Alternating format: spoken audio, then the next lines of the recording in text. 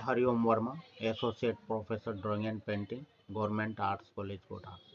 मैं हिंदुस्तान के महान कलाकार यामिनी राय के बारे में आपको संक्षेप में कुछ तथ्य उजागर कर रहा हूँ। यामिनी राय। यामिनी राय का जन्म सन 1887 में बांकुड़ा जिले के बेलियातुरे नामक गांव में हुआ था। बांकुड़ा जिले की संस्कृति का बंगाल में एक विशिष्ट स्थान है। यहाँ से पश्चिम में संथाल, उत्तर में मल्ल तथा पूर्व में हिंदू रहते हैं। बांकुड़ा इन सभी का सम्मिलित स्थल है।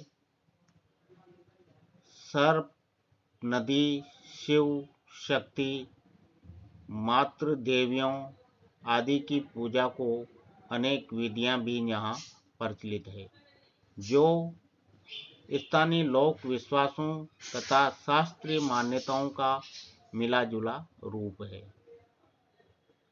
मिट्टी तथा काठ के खिलौने तथा चित्रकारी के प्रति इनका झुकाव अधिक हो गया।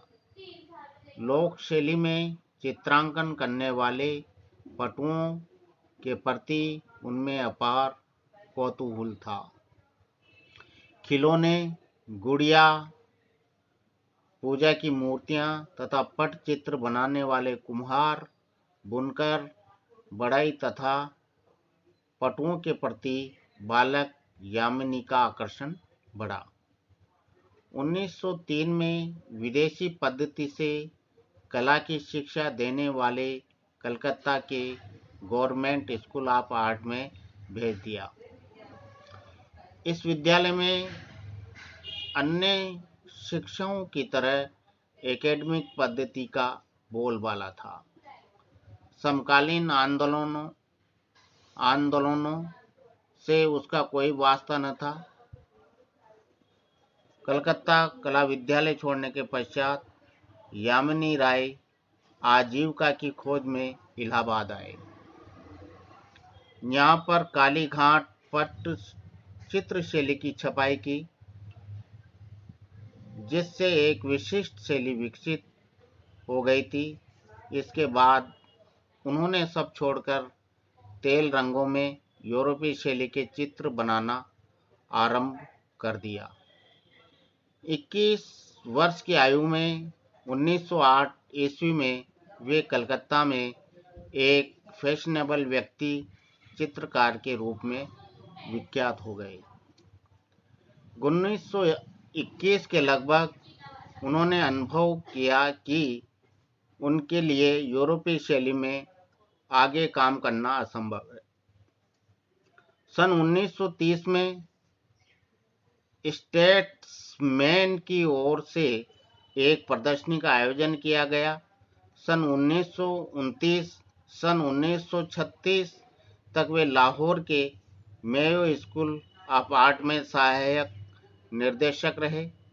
सन 1938 से सन 1947 तक इन्हें लाहौर के city school of fine arts के निर्देशक के पद पर कार्य किया। भारत विभाजन के पश्चात वे दिल्ली चले आए और वहां उन्होंने एक शिल्पी चक्र नामक संस्था का सूत्रपात किया। जीवन के अंतिम क्षणों तक निरंतर सर्जन करते हुए 24 अप्रैल 1972 को उनका देहावसान हो गया। यामिनी राय की कला।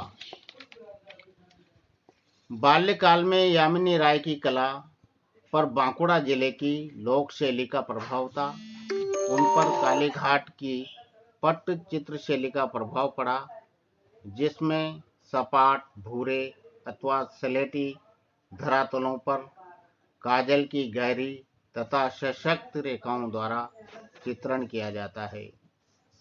स्त्रियां तथा माँ और शिशु उनकी इसी समय की कृतियां हैं। इस अवधि में उन्होंने रामायण तथा कृष्ण लीला का चित्रण किया है, किंतु रामायण के चित्रों की तुलना में कृष्ण लीला के चित्रों में लयात्मकता तथा अलंकारिकता प्रभाव अधिक है। लोक कला के अन्य क्षेत्रों के रूप में बंगाल की कल्पना से अलंकारिकता और अमूर्तन, कन्या के प्रमुख और सम्मुख आकृति योजना एवं लोक जीवन और खिलौनों तथा गुड़ियों से चमकीली रंग योजनाओं की प्रेरणा ली है।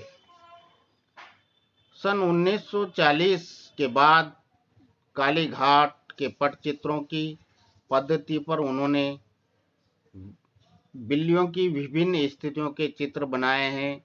उन्होंने कागज, गत्ता, कपड़ा, बर्तनों पर भी चित्रकारी की है और जल रंगों, क्रेपन तथा टेम्परा से ही अधिकांश कार्य किया है। यूरोपीय कला समीक्षकों ने यामिनी राय की ईसाई धर्म विषयक कृतियों और रूसी बाइजेंटाइन कलाकृतियों में अद्भुत तत्व साम्यता अनुभव किया। आकृति चित्रण की सरलता के कारण उनकी तुलना आधुनिक चित्रकार हेनिस मातिस से भी की जाती है। यामिनी राय से प्रेरित होकर अनेक नए कलाकार लोक शैलियों की ओर उन्मुख हुए। धन्यवाद।